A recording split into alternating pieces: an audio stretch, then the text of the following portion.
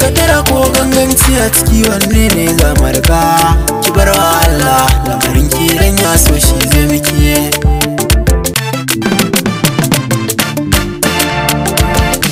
Komai ne farko a nan duniyar zai yau karshe.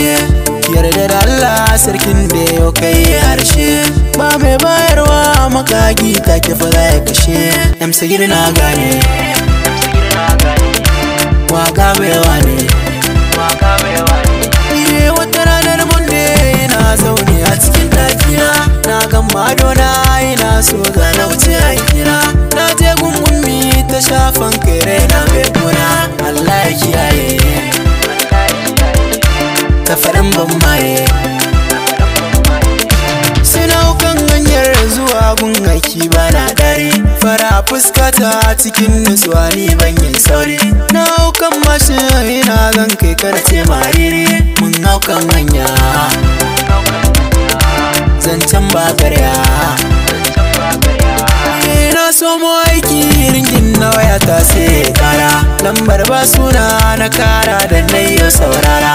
Maryam suna na abinda ta ce min ba wani saura. Sai na yi tunani tausayin ta ya jani. Na san wata Maryam tausayin lamarin ta ya sa na kuka. Dan na yi tunanin ita ce kuma ta ki ta ce min barka. Sai na ce dan Allah Maryam wacce ce ban shiga harka. Maryam yarwarka ta faɗa min haka. Ta yanke wayar ta Amsagir ta kasa ta ce min komai.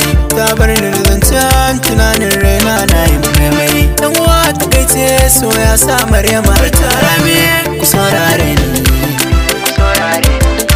zan ba ku bayani. Wani bawan Allah suna yin soyayya mai daɗi.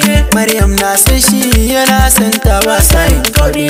Tun ba shi da komai silar ta ke yin takun faɗi. Tura ce bango lokaci da gogo. Hanyo bai kunku lokacin maganar aure har ya zo. Dan abu kamar wasa bijimin sa ya girma har tozo. An daura aure mutanen Kano a yankin Gwarzo. Mun zama tagwaye dan gatan yaye. An kai ku gidanku ranar Asabar ba zan manta ba. Tafiya ta yi nisa 'ya'yan kudu na san ba wai ba. Shekara 13 da ni da wuya kuka yi ba gaba. A gidan auren ku ba hajin kanku. Lokaci ne Allah sai ya hore masa ya bunƙasa. Ya karo aure ita kuma yana ce masa tabarsa.